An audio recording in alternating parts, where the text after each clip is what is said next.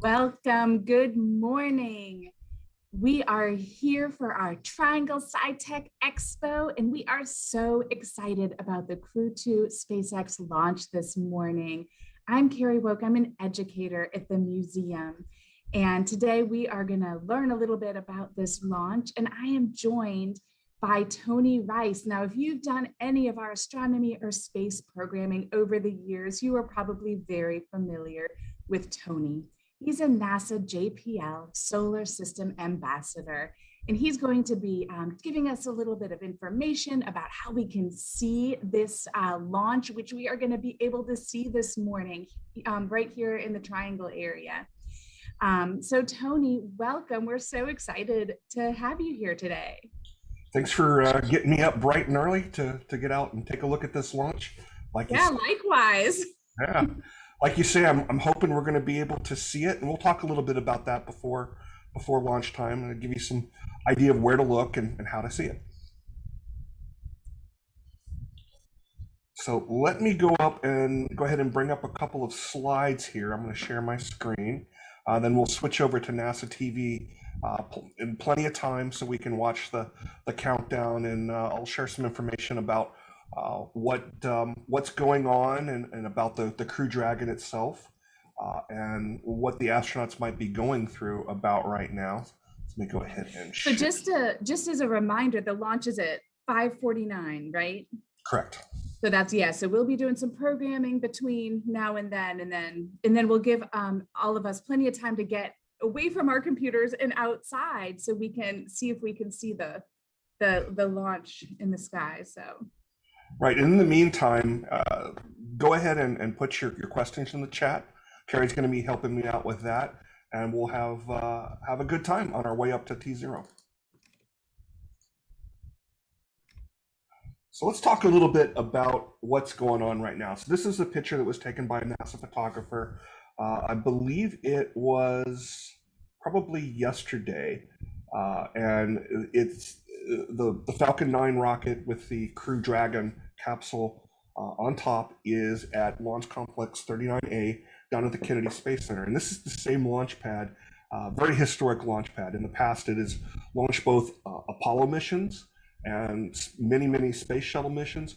And over the past 10 years or so, it has been moved to what's called a clean pad designation. And that means that the rotating service structure and the launch tower that used to be there for the shuttle program was removed. That was specific to the shuttle. It only served that particular vehicle. That was removed, and it was moved to this configuration where it can handle a number of different kind of rockets. And right now it's handling the Falcon 9. So the astronauts are on board. They're busily watching their screens and preparing for the launch, monitoring both the Falcon 9 rocket and their capsule itself. I understand that one of the astronauts aboard taught his fellow crewmates a childhood game that involves some hand signals. So that's what they're doing right now. Let's go ahead and take a look at a few things here. This is your crew. So this is a bit of a historic mission. This is the third time that we have sent astronauts to the International Space Station aboard Falcon 9, aboard the Crew Dragon atop Falcon 9. And it's the first time that we've had some guests from the European Space Agency. So going from the left to the right, the pilot is Megan MacArthur. She is with NASA. Mission specialist Thomas, and I'm going to butcher the pronunciation of this last name. I did not take French in high school, but I think it's Pisquet from the European Space Agency, and he's the one that taught his crewmates that hand signal game. So that's lots of fun.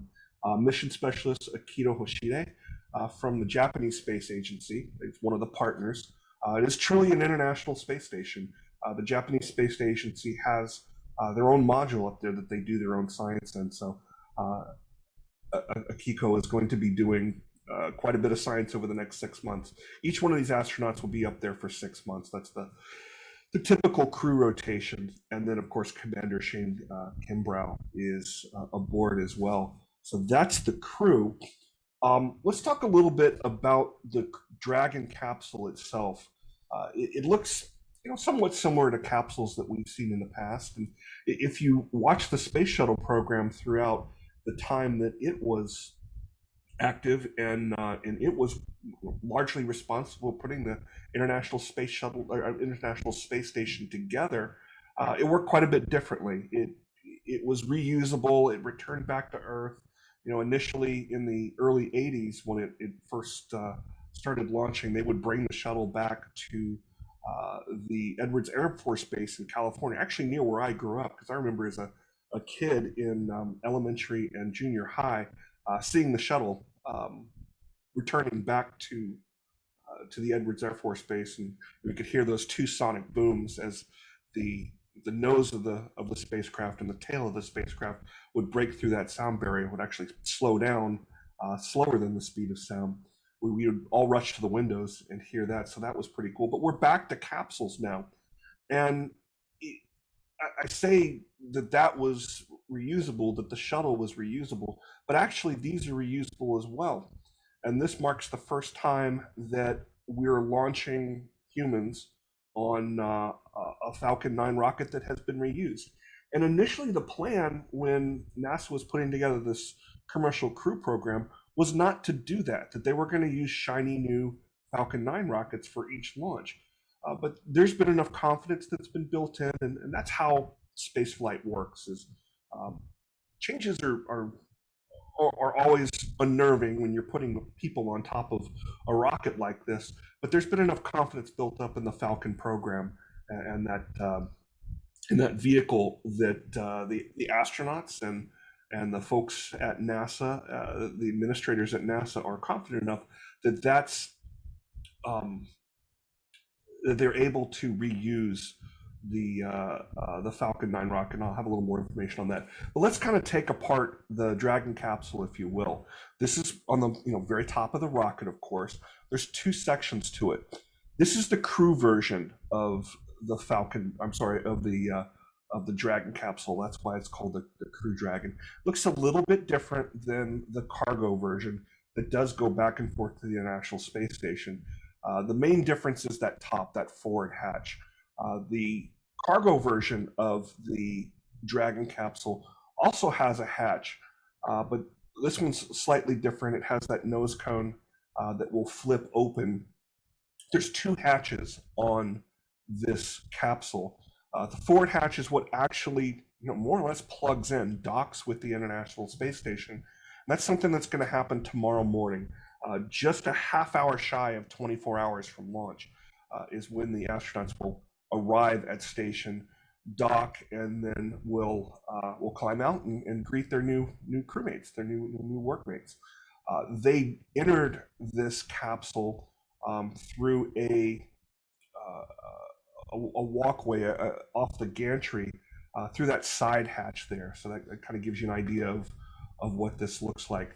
I did want to point out the two engines on board the Crew Dragon capsule. They're both technically Draco engines. That's the class of engines, all designed by SpaceX. This is all brand new technology. They're using similar fuels, but they're very different engines. The Draco engines here, the smaller ovals that you see, and there's also several ports along here, those are reaction or attitude control engines. And those are used in space, in the vacuum of space, to change the orientation of the spacecraft. Those are very, very important during the docking stage, where you've got to get the spacecraft pointing in the right direction, going the right speed, and meeting all the safety requirements before it's time to actually dock with the station. The other engines, they're also Draco engines, but they're called Super Draco engines for a good reason. They're very, very powerful engines, and they're there for a couple of reasons. In the future, it's hoped that these engines will be usable for landing purposes, that we'll be able to fire these and actually land on the land the way we are able to land the Falcon 9 rockets. But during this launch, their purpose is for emergency purposes. These would be the launch abort rockets. Both during the pad, both lifting this capsule off the pad should an emergency occur. Because basically, if there's a problem, they want to get this capsule and those astronauts as far away from the rocket as possible, where all that fuel is. This is all something that's been tested out before we ever put a single person on board there. But those engines could also be used during ascent. So, following the launch, as the rocket is ascending up through the atmosphere, if there's some reason to get those astronauts away from that rocket, those engines could be used as well. The other thing to point out here is the two different sections of the rocket. These separate. This trunk section is unpressurized, meaning there's no air on board. There's no people in here. There's no astronauts in here. All the astronauts are up here in the pressurized section. So this same configuration is used with cargo as well, when there's no astronauts aboard. And some of the cargo, it makes sense to have it in the pressurized section, and others, it's no big deal to have it in the vacuum of space. Hardware, equipment like that. And science is going to be up in the capsule section. Anything involving scientific experiments or biologic experiments that are going up. A lot of the food gets put up here in the pressurized section, and others goes down here in the trunk section. The trunk section also has a number of solar panels on it that is useful during the docking phase to make sure that the capsule has sufficient power. I should also point out where they're going to be tomorrow morning. So this is an image that was taken just yesterday that shows what the current configuration of the space station is. You can kind of think of it like a warehouse, if you will. If you've ever driven past a distribution center for a grocery store or some other retail store, that they've got a lot of loading docks. Loading docks are numbered, and when a truck arrives, they're assigned a particular loading dock. They back into it and they offload their cargo, and then they perhaps bring more cargo in, and then they leave. Well, sometimes those trucks stay there for a while, and that's what's happening with the station as well. There's a number of loading docks, if you will. Each one of these has a port on it. The visiting spacecraft, they call them, because the ISS itself is a spacecraft, the largest thing we've ever put in orbit, and one of the most complex machines ever built by humans. But each one of these modules has one or more ports that we can dock visiting spacecraft with. So in the last couple of weeks, the Crew 1 Dragon that went up, just a couple of months ago, was moved from the Harmony forward port up to what's called the Harmony Zenith ports. There's different directions that the astronauts will refer to when talking about moving around the station.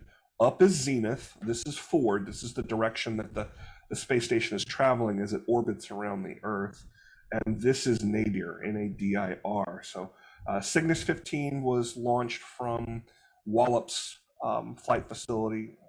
I think it may have been back in February, but it's been docked for a little while. These Soyuz in progress, those are cargo and also the kind of capsules that would be carrying astronauts. Those have been docked for quite a while. Some of these have been docked since 2019, but they stay docked on board here for as long as they're needed to offload the cargo. They're used as storage during the period of time that the astronauts are up there. They'll also put their garbage in there. Everybody, we have to take the garbage out here on Earth. You have to do the same thing on station. So any of these capsules that are not meant to land, that they'll burn up in the atmosphere, they'll stick their garbage in there. And as these undock, that's how they basically incinerate their trash. They'll burn up as they enter the atmosphere. There's always going to be at least enough space on board these capsules that are meant for astronauts for the crew on board, and they're basically there as lifeboats. Should there be an emergency that would force the astronauts on board the space station to have to leave, they're going to jump on board the Soyuz, the Crew Dragon, and they're going to return back to Earth that way. So they stay docked for a while, and there's some shuffling that has to happen. Like I say, Crew Dragon was Crew One mission Dragon was docked at the Harmony Forward port up until just a couple of weeks ago, and it was moved to the Zenith port. Like I say, and that's done using this right here, which is the Canadarm2.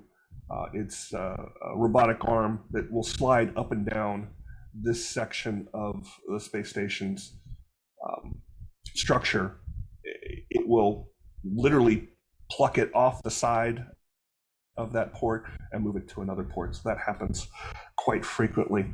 And continue sending in your questions while we are talking here, and we'll get to those in just a moment. And yeah. then, oh, I actually have a question. Can please jump in. Yeah. So I see Crew One Dragon is there, and so with the Crew One crew, I guess, would they return on that same capsule, or do they mix them up when they come back? Generally, they're gonna go back on the spacecraft that's been there the longest, but the way the missions are laid out, they're numbered and they're called expeditions. And most astronauts are going to have 2 expedition numbers on their patches, or if you go and look on their Wikipedia page and see what they have participated in up there. And it's because they're up there for 6 months. So if they came up on expedition 1, they're probably going to go down 6 months later, likely on a different spacecraft, the one that has been there only for 3 months. Okay, so it's just kind of interesting because I'm so glad you're going over this, because I didn't know about like the cargo docking stations, and I think this is such fascinating information. My next question is about the ISS itself. So it's been up there for a long time. 20 years. And so are we just planning, is it just going to stay up forever? We'll just keep adding on to it and modifying it, or is there a plan to like decommission it at some point? It will have to be decommissioned at some point in time, and when that exactly happens, that answer has changed. And just recently, the other major partner that NASA has in the International Space Station, Russia, has announced that they're looking to not participate in it any longer. That's not going to be for many, many years. And they've actually pulled back on that a little bit. They've actually thought about it and said, maybe 2025 is too soon for us to not as actively participate in the International Space Station. They're talking about putting their own space station up. But to answer your question, this is going to have a finite lifespan. Think about your car. I'm the kind of person that keeps a car for 10, 15, 20 years. Yes. But a lot of people aren't. Think about a 20-year-old car. There's a lot that goes wrong with it. So it's a fair amount of effort. A good amount of the time that the astronauts are spending up there is on maintenance on the station. So stuff doesn't last forever. There is an additional module that is planned to be going up. I believe it's sometime this summer. So it is continuing to be maintained. There might be a little bit of add-on, but at some point it's going to have to be deorbited, and that is very well planned. It's something this big, we want to make sure that we deorbit it exactly right. There's a portion of the South Pacific, they call it the satellite graveyard, because it's where, when we want to deorbit something, we want to aim for there.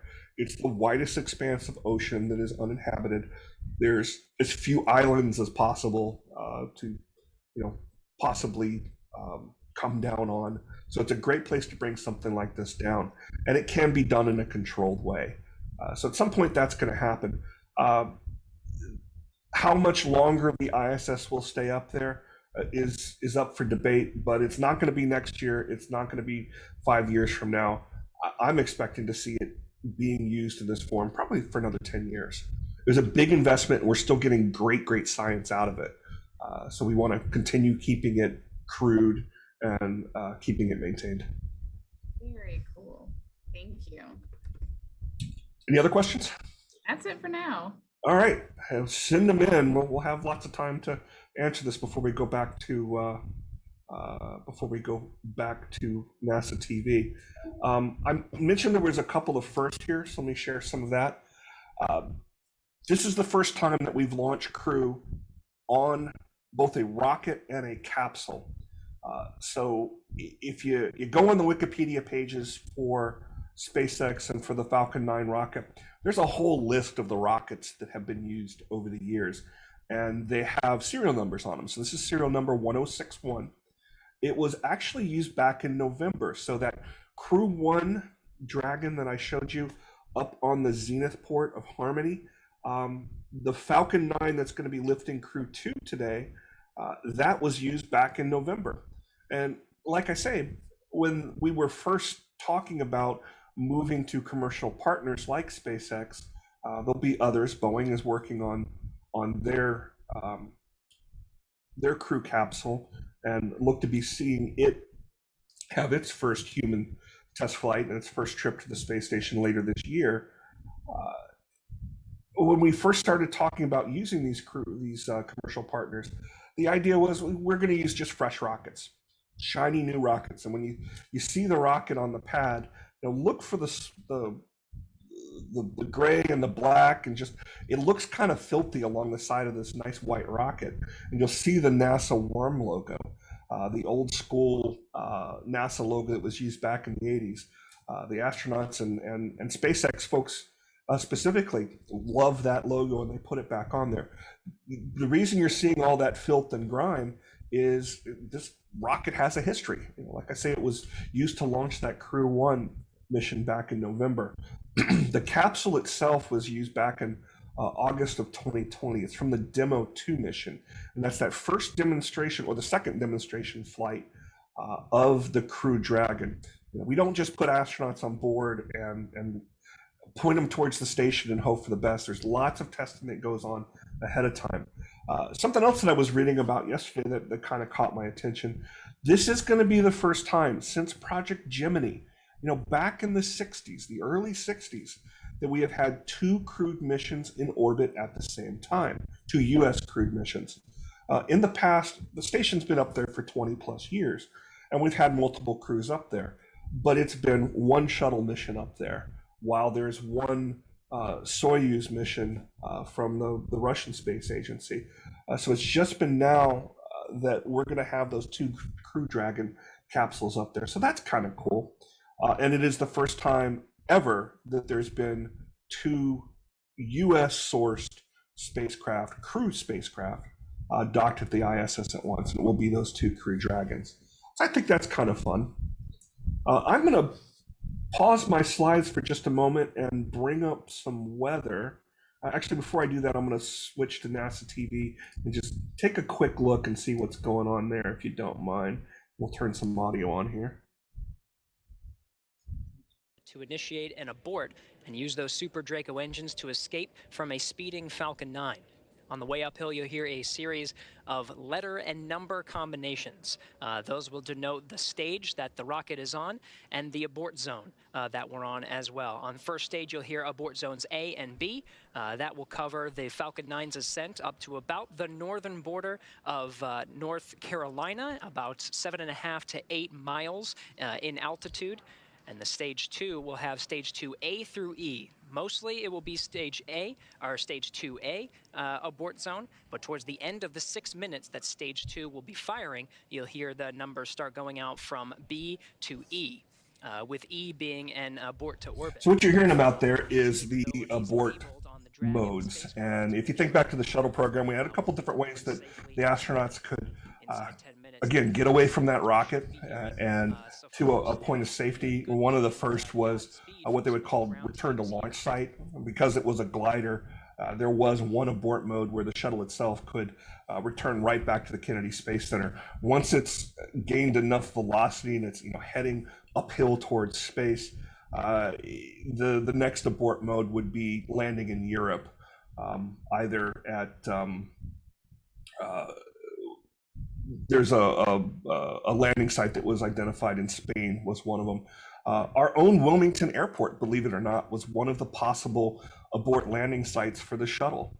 We could have very well, in the case of an emergency, ended up with a shuttle sitting on the Wilmington airport runway, which I find kind of cool. But you see the astronauts are sitting there side by side in the Crew Dragon. The abort modes for Dragon, it's going to be coming down in the ocean, and there are recovery crews that are stationed along the East Coast that would be able to go out and pick them up should that be necessary. The line that they're going to be following, the flight path they're going to be following, and I'll show you a slide on this in a moment to give you an idea of where to look. You could basically take a ruler and draw a line on your globe from the Kennedy Space Center along the east coast of Florida and draw it pretty much to the southern tip of Ireland. So that's one of the abort sites that they were talking about, would be out in Ireland, one of the final ones. And all along there is where, should there be an emergency, that's where they would come down. The reason we're here today and not yesterday, as was originally planned, is that the sea conditions along that line were not favorable. They're not just watching the weather at the Kennedy Space Center, they're also watching the weather all along there. The sea conditions, the waves were just too high. It would have made rescuing the astronauts, should that be necessary, too difficult. So let's listen back in and see what's going on. Second stages is separated from the Merlin engines. T-minus 7 minutes, just over a minute from now, we open the pre-valves. That allows propellant down to the top of the engine or the inlet to the turbo pumps. At the same time, right, so it looks like we're still going just fine there. Let me switch back to slides and share with you a little more information. So I promised information on how we can see this thing. So this is a little bit different of a view of the map than you've probably seen before. This is basically if we were in orbit and we were over the Gulf of Mexico, about over the tip of Texas, and looking to the east, what it would look like. I've got Raleigh marked here so you can kind of give an idea of where we are. There's the tip of Florida, and that's where the Kennedy Space Center is. You can see the Outer Banks of North Carolina out here. So this is the arc that the launch is going to take. Notice that there's two lines here. These other lines over here are other orbit lines that once it's in orbit, it would be following. You can ignore those. And here's that line that I was talking about. If you were to draw a straight line from Florida up to about the tip of Ireland right there. The second line here is the path that the Falcon 9 rocket will take as it returns to a drone ship sitting out here in the Atlantic for recovery, so it can be reused again. But this is the line that it's going to take, the rocket itself is going to take. And this is what we might be able to see. No guarantees here, but when I look at the timing of this, it comes at a really good time. And actually, this happening today as opposed to yesterday, it makes it even easier to see because it's going to be a little bit more dark out there. Sunrise isn't until I believe it's 6:30. I'd have to double check, but we're right now in astronomical twilight, moving into nautical twilight. I think we're into nautical now. The rising sun is hopefully going to catch that plume. It's going to catch the rocket exhaust as it comes off. What you're seeing is water there. It's basically a cloud, but in a nice line. The rising sun moves, the sunlight moves from the top of the atmosphere down as we get closer to sunrise here on the ground. So it's nice and dark down here on the ground, but up in the upper atmosphere where the rocket is traveling through, the sun can hit that plume. Back middle of March, there was a similar launch. Happened even earlier. It happened well into astronomical twilight, when it's really, really dark here on the ground.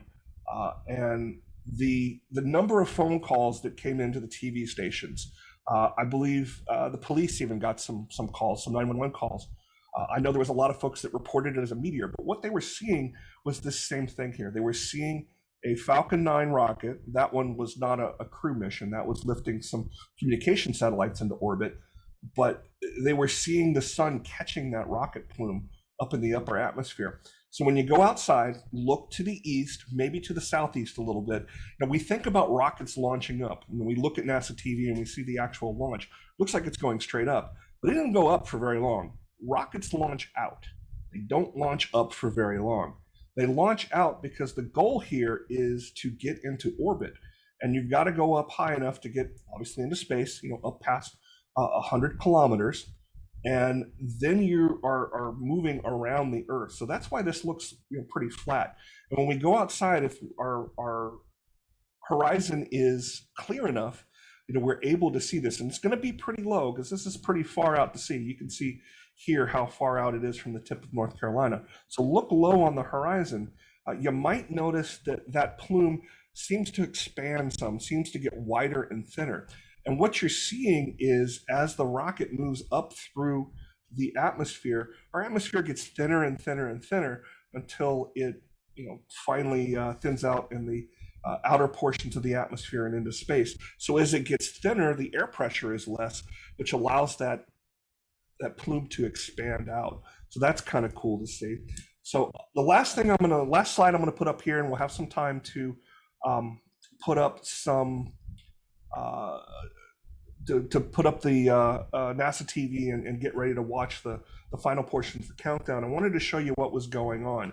So when you first joined today, they had just begun loading the Falcon 9 propellant. They're loading the fuel on board the rocket, and that's a top off. That's when we're able to make sure that there's as much fuel available as possible. It's actually using RP1, which is a form of kerosene. If you've ever used that in a camping stove or in a heater or something like that, it's very, very similar to that. We start adding that liquid oxygen. They have to re-add that because these are super cooled fuels, and they tend to boil off over time. Chill down, that is we have running. A question. Oh, please. Yeah, so David is asking about I think the previous graphic. Does the red on the graphic indicate when the rockets are burning, and how long will that last? It does, and it is about 8 minutes from the ground to orbit. So at T0 time, which let's double check here, 5:49 and close, yeah. 2 seconds, it's getting very close. At T0 time, they're going to be in orbit about 8 to 10 minutes later. It's worth pointing out, though, if you go outside and you look to the east, after we see liftoff here, there's going to be a little bit of delay because of the internet delay and delay with YouTube and the rest of that. But if you don't see it immediately, that's okay. And the reason it's okay is because the rocket is still underneath the horizon, where it's hidden behind the curvature of the Earth. So give it a good 4 or 5 minutes before you even start to see it. Okay. So what you're saying is that we shouldn't start running in 1 minute. We should watch the launch, then go out. Watch the launch, then go outside. Point yourself toward the east. Now's a good time to figure out where east is. I know, yeah. I just pulled up the compass. You can't see it. I just pulled up the compass. Yeah, that's a good way to do it. Yeah. We'll start to see some glow on the horizon because we're getting close to sunrise. So wherever the brightest part is, that's where the sun is. Look to the right of that, and you should be looking in the right direction. But were there other questions? That was it.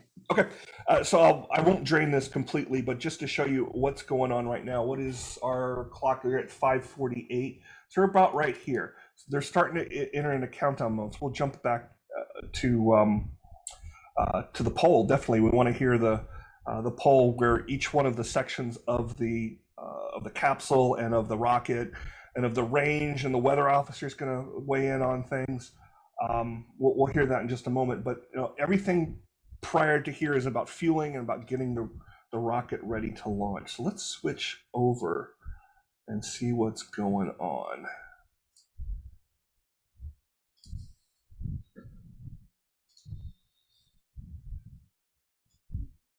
We get to T-2 seconds and we spin the pumps up and seconds to go until launch. Seconds.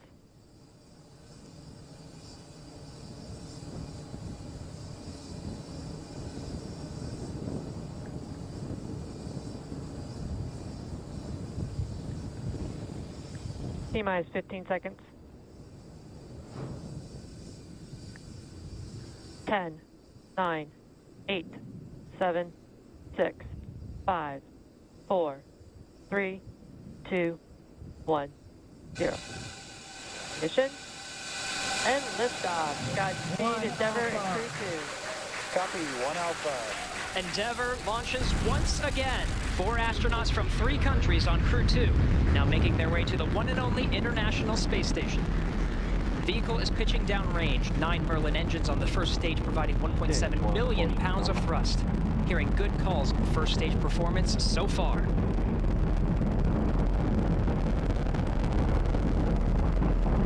We are T plus 30 seconds into the second rotational crew mission on board Dragon and Falcon 9. Falcon 9 will be throttling down the 9 Merlin engines shortly here in preparation for maximum dynamic pressure. And there's that call out for the throttle down. Maximum dynamic pressure, or max Q, is the largest structural load that the vehicle sees throughout ascent. So throttling down does help us pass. Supersonic. Throttling down helps us pass through this period, which should be coming here shortly. Max Q. There's that call out that we have just passed through max Q. Stage 1, throttle up. Now wouldn't be a bad time to head outside to look to the east. Copy, 1 Bravo. All right, 1 Bravo is the second abort mode on the first stage. Okay, so we're gonna. First stage continues Hugo to says fire he's for AFK, 2 away minutes, from 35 keyboard. So seconds. we're gonna 1.5 pause for a minutes moment, into today's and I'll flight. go outside and we'll reconvene at what time, Tony? Let's say we'll come back in about 7 minutes. Falcon 9 How about now that? traveling at 7 minutes. So that will be 1,500 at miles an hour. Just before 6 5:58. o'clock. Yeah, 5:58. We'll be back. All right, everyone, Go out go and enjoy this. outside. MVAC engine chill started. All right, the engine chill for the second stage single Merlin engine has started. About 30 more seconds of the first stage firing to bring our 4 astronauts into orbit. Now from here, coming up in about 20-some seconds, we're going to have 3 major milestones. We'll have shutdown of the 9 Merlin engines. We're beginning to throttle them down. We will then get stage Stage 1, separation, throttle down. and then we will get ignition of the second stage engine to propel Dragon and the Falcon 9 second stage into orbit.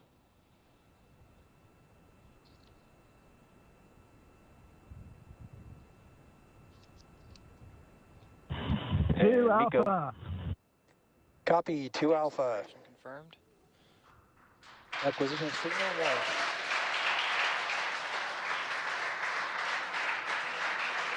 MVAC ignition.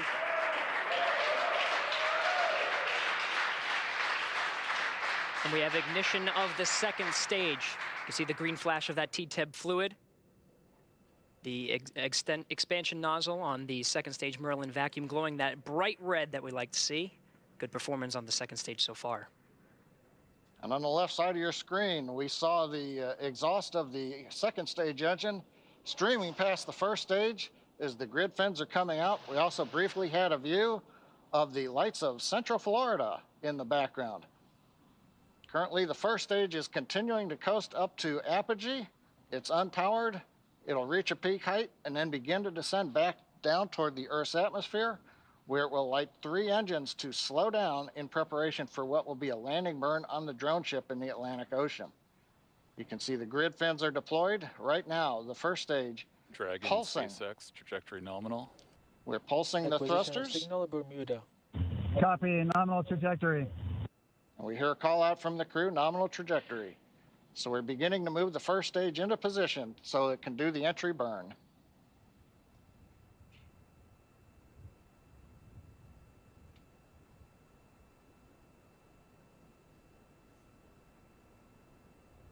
Four minutes, 15 seconds into today's flight.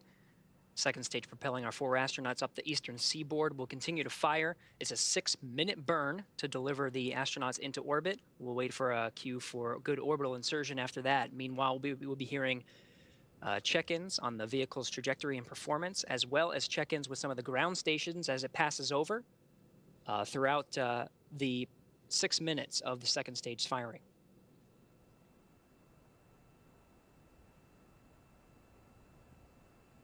Dragon, SpaceX, trajectory nominal.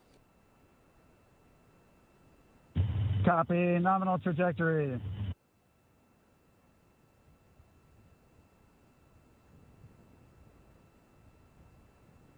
Getting good views of both the first and second stage from the onboard cameras. Acquisition of signal, boss.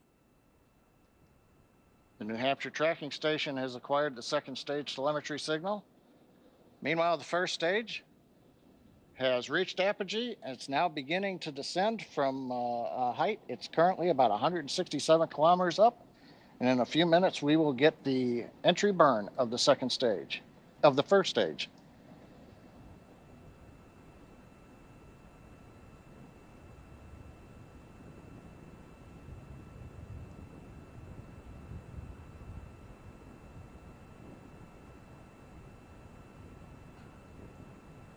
Dragon, SpaceX, trajectory nominal. Copy. Nominal trajectory. Right on cue, those check-ins on the second stage performance. Once a minute, everything's looking good on that second stage. Propulsion is nominal.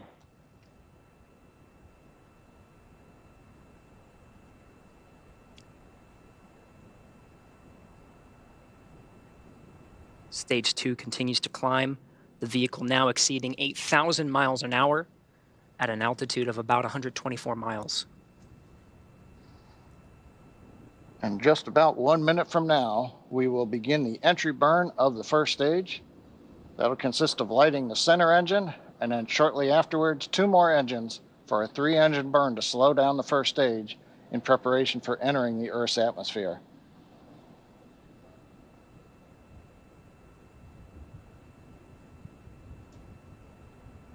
Dragon, SpaceX, trajectory nominal. Copy. Nominal trajectory. Another check-in, and the crew confirming they're hearing the same thing. The vehicle about to exceed about 10,000 miles per hour.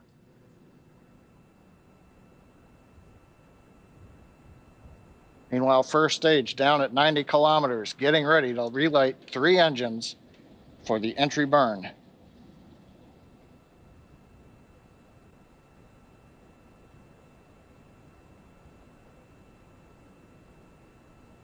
Stage 2 FTS has safed.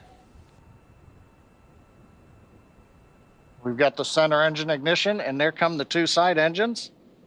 Now this entry burn will last about 29 seconds.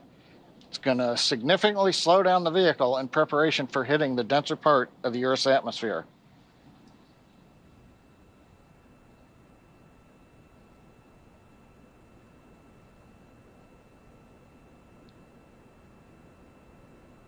Entry burn complete. We're down below 35 kilometers, continuing to look good on the first stage, heading to the Atlantic Ocean for a landing on the drone ship. While second stage is less than a minute away from cutoff.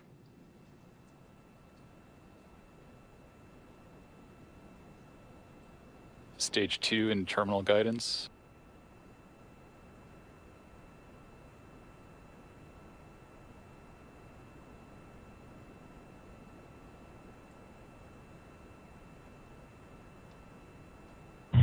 Shannon. Copy, Shannon. Shannon called out at the back end of the stage 2, a few seconds until cutoff.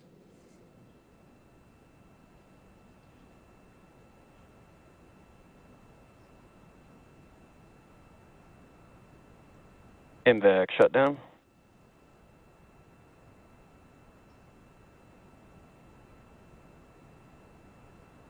Dragon, SpaceX, launch escape system disarmed.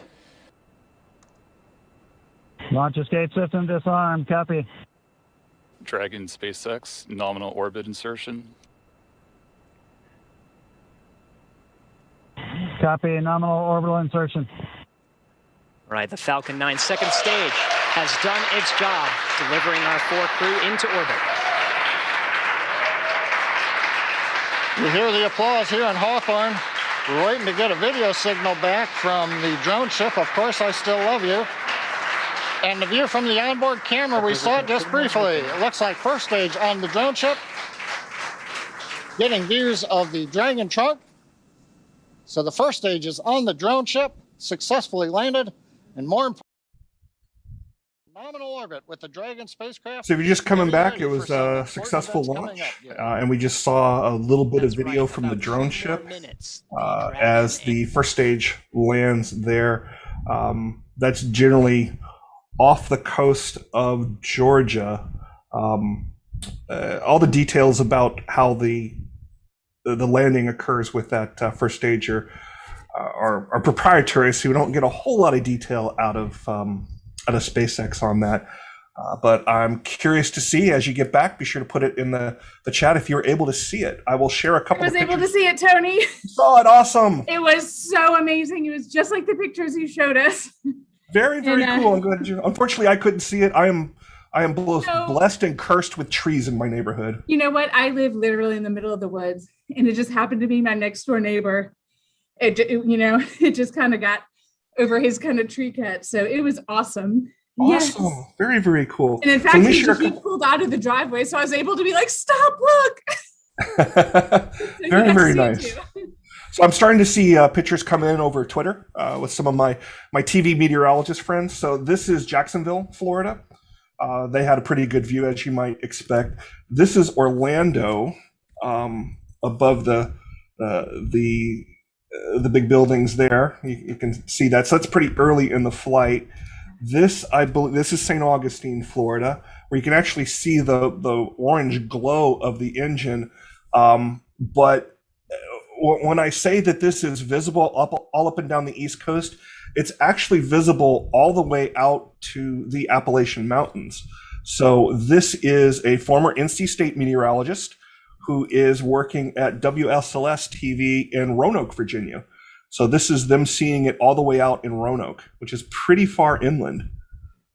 Is that pretty much what you saw? I mean, it was better than any of that, what I saw. Like, it was Good. so bright at the forefront. Like, you could just really see it like powering its way through the atmosphere. And then, of course, and then it had like the broad, like you can faintly see it in that picture, like the broad head and then the tail. Mm-hmm. It was absolutely stunning. I can't even believe how cool that was. Well, it makes me happy that that you were able to see that. I never get not to always see foregone anything, so conclusion. I'm really excited. Whenever we had that conjunction, I didn't see that. Like all these astronomical things, I never get to see them. So I got lucky tonight. Well, good. Let me share this one. So this is the view from Charlotte.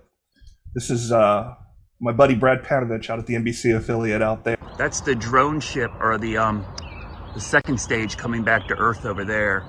That's the second stage going into orbit. He was actually able to see my camera. The burn back Widen this back out of here. the first stage, going to land on the ship, and you can see it expanding there as it gets higher and higher in the atmosphere. Spectacular. Oh, Hugo took a picture. He said he sent it to me.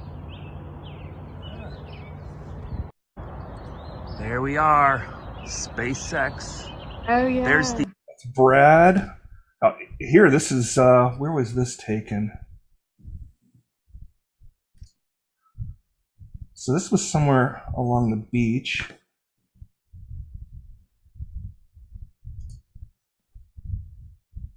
That's so neat. So yeah, Hugo took a great picture. So if you were able to see it, do describe it in the chat and share that with Carrie. I'm curious to see where else it was visible. Yeah, so David saw it in Wilmington. Excellent. He said it was a good 45, 50 degrees up in the sky. Wow. And then perfect view and video from King, North Carolina as well. Yeah, share those with us. I'm sure the museum will share those out on social media. Yeah. Oh, these are some great pictures from Daytona. You can really see the exhaust plume expanding. That's so cool. That's kind of what it looked like here. So I'll tell you my favorite place. If I wasn't on with you today, where I would be right now is the top of the parking deck in the middle of the RDU airport. That's one of my favorite places to see stuff like this.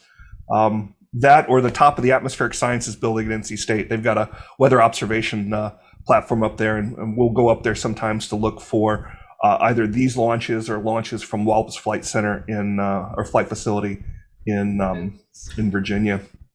So cool. Well, here, do you want me to share? Hugo posted his photo. Do you want me to share that real quick? Absolutely. Yeah. Let's see. There's Hugo's picture. So he's in Raleigh. So That's excellent. yeah, so cool. So yeah, it was that much brighter because we had another 20 minutes earlier with the launch, 20 minutes earlier than sunrise. Yes. It was just perfect. So neat. Oh, here, here's another one. I'll share that one too.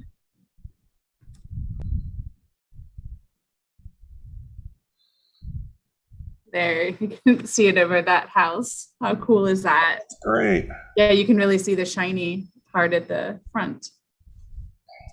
So cool. It's funny, Hugo's a photographer. I never even thought about bringing a camera, trying to take a picture. I just, I'm so focused on watching it.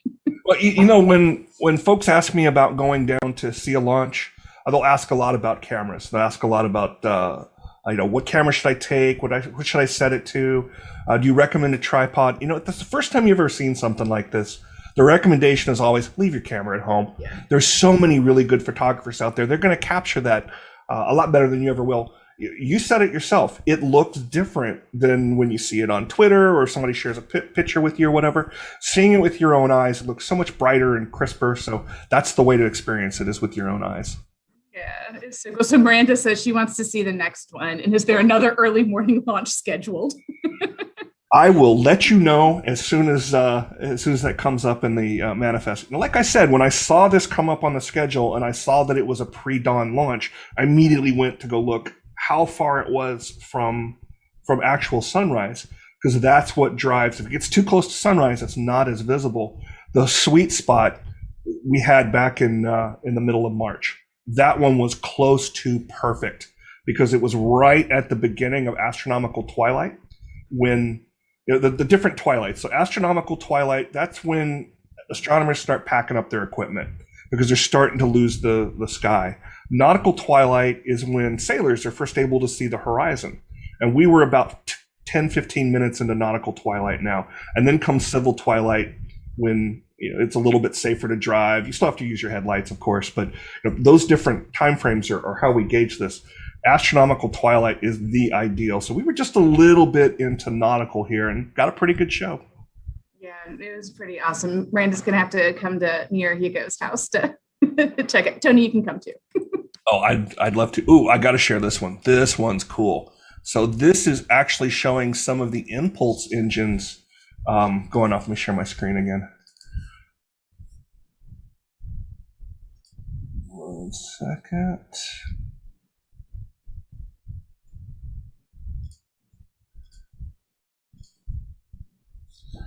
And where'd my share button go? There's that. Hugo says we're all invited. Well, isn't that kind of him? So this is a really good one right here. Click on this. There's the rocket, and what you're seeing there is. We're not seeing it, Tony. Oh, sorry. It's not sharing? Oh, I gotta actually click the share button. Duh. There we go. Oh, wow. Isn't that really cool? That is cool. We're going to be seeing images like this all morning. So Twitter's a great place to find these things. I bet we'll see some on Instagram. But I'm looking, a friend of mine who is a meteorology student at Virginia Tech, lives near Charlottesville, Virginia, and he will get up on top of a mountain there and has taken some beautiful, the picture that I shared with you that's on the museum website for this event. He took that out in, I'm trying to think of the name of the national park there, but he was up, it was up in that area. But it's really dark there, and it's up high enough that he gets a good angle looking out over the Atlantic Ocean. So I'm looking forward to his pictures today. Very cool. This has been just such a fun treat. It's totally worth getting up at 4:34. I was a little worried we might have some clouds or something like that would get in our way, but the weather turned out to be pretty good. Still a little chilly out there, but that's okay. Any more questions anybody has shared before we? Miranda says she'll meet Tony at the RDU parking deck. So yeah, if anyone has any further questions, please put them in the chat. Tony will answer those for you. Around for a little while longer. Yeah, so I imagine a lot of us are going to start our day after this, and maybe some can go back and get a little nap before. I'll get my second cup of coffee. So yes, but Kate was coming back, and I locked myself out of the basement, so I had to go all the way around the house, which you noticed I was out of breath when I got back. That's why. My neighbor wondered why I was standing in his driveway. He's got the good Easter. Well, I was literally in my neighbor's front yard, and that's when he pulled out, and I'm like, there's a reason. I promise my entire family's in your front yard. We're not being weird. So, but he got to see it too. So that's always fun. I love sharing really, really cool things with other people. Yeah, Hugo says he's speechless. He thought he was going to see nothing. So this makes his day. Yeah, I was totally prepared not to see anything. So it was really fun that we got to see something. Because when I went out there, I looked at the southeast. It was just all trees and almost. But it came a lot higher than I thought it was going to. Like a lot higher above the horizon. That's good. Yeah. Seen more pictures from Charlotte. Came out pretty well there. And plus the benefit of being a little bit farther west. So I'm very happy that the gentleman who commented from Wilmington was able to see it. The sun rises. We don't realize how wide North Carolina is. It's a really, really wide state. So the sunrise is much earlier, several minutes earlier in Wilmington. It's quite a bit darker in Charlotte. So they're getting some really good pictures there. That's really cool. So Daryl has a question. How long until docking? So docking, there's two different schools of thought with docking, the crewed spacecraft. So the Russian spacecraft are able to dock in just a couple of hours' time. They make a more direct path to station. With Dragon, you take launch time and you add about 23 and a half hours. So they're going to dock around this time tomorrow morning. And that's the time they spend catching up with the station, getting in the right orbital plane, and then there's a whole procedure they have to go to enter different safety spheres before they're actually captured and dock. So why does is that the Soyuz that takes a shorter time? What's the difference? It's older. It's a little more trusted. It's got some automated docking procedures that allow it to make that direct orbit. And that's something they've just done in the past couple of years. That's the thing about space flight. And the thing about equipment is you want to build up trust in the equipment. New is not well trusted. So you incrementally build that trust. At some point, Dragon may be able to do that, more or less direct to orbit in the future. And so Gary has a question. What was the smaller light following the main craft? Smaller light following, you may have seen, based on what Brad was showing there out of Charlotte, you were likely seeing the booster. You were likely seeing the Falcon 9 as it lit its engines to return back to land on the drone ship. Very cool. And I noticed this too, Gary. The plume disappeared suddenly. So what caused that? Let me look at a current satellite photo to see if that was a cloud. I thought I saw a little band of clouds. Was that when it was pretty much due east or about? Yeah, it was. Yeah, when I noticed it, it was due. It was a little left of due east. I feel like I should know my cardinal directions a little better than that. But yeah, but yeah, it was. Yeah, it turned into. It lost the plume and just turned into a small light. Okay, let me look at a satellite image real quick.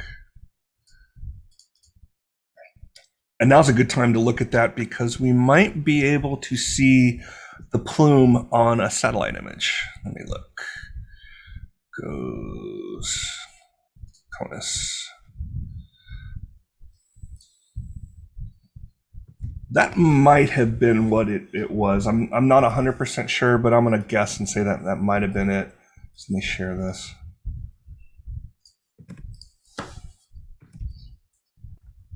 So this is straight off of Goes East, which is a NOAA weather satellite. I'm going to zoom in. We have an exhibit on it at the museum. Do you? Awesome. Yeah, on GOES. Or we mention it at least. It's in the weather station on the second floor of the NRC.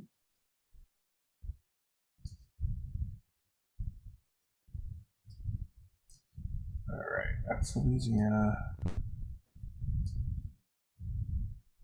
So that's that there might be a little bit of the plume. But yeah, if we zoom back out and go up here, this cloud cover here and out here, it might have been, the plume might have been temporarily blocked by one of these clouds, is my guess.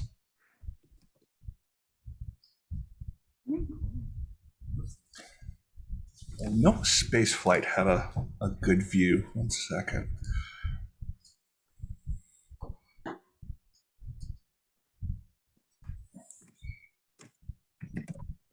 Oh yeah, so this is Micaiah Thurman from WRAL. She has a good view of it, and it's that second light that you were referring to. That's why it's looking a bit 6 foot. That is literally out front of WRAL studios. Yeah. Oh my God, how excited are you? I know. That was totally me. So yeah, there's a great shot of the rocket. And then there was a view of the booster, I think. Let me go back to, there it is. Yeah, I think that may be the booster. I noticed there was a star, maybe a planet, because it was really bright up in the south. That may have actually been a planet. 1 second. I'll bring up my trusty Stellaria map. Oh yeah.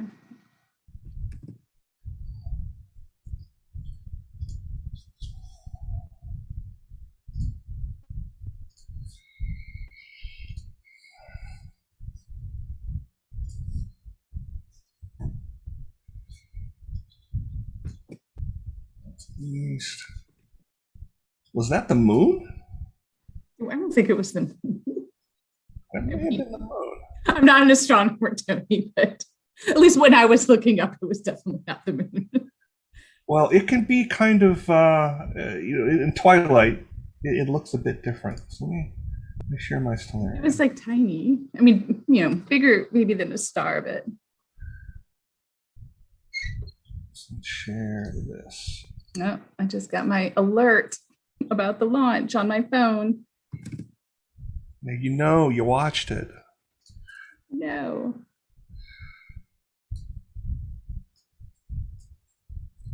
What phase is the moon at? Let's look.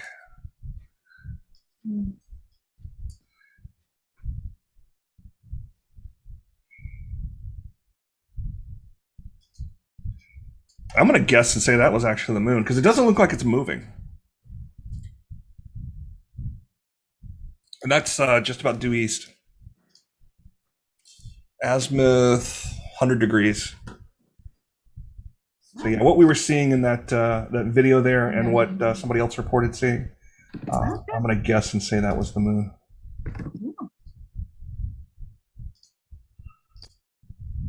That's a great video. Let me pull that back up again. Yeah, that would make sense.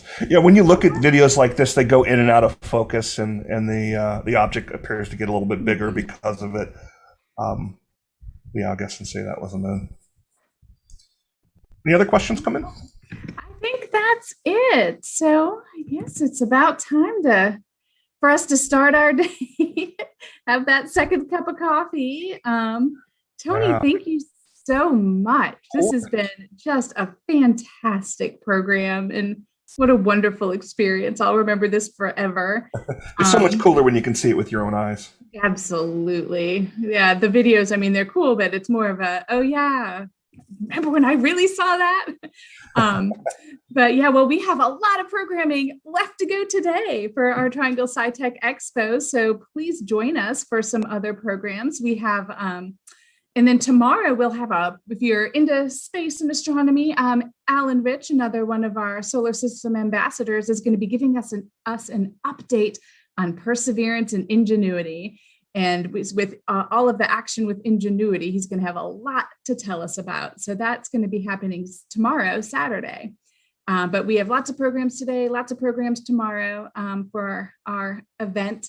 I do want to thank Tony again for guiding us through this amazing experience.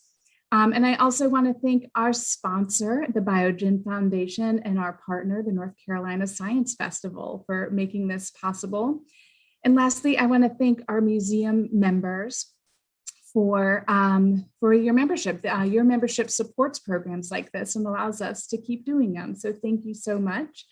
If you're not a member, you can always join. And thank all of you for joining us this morning so early for this program. So I will see you a little bit later today. Bye-bye.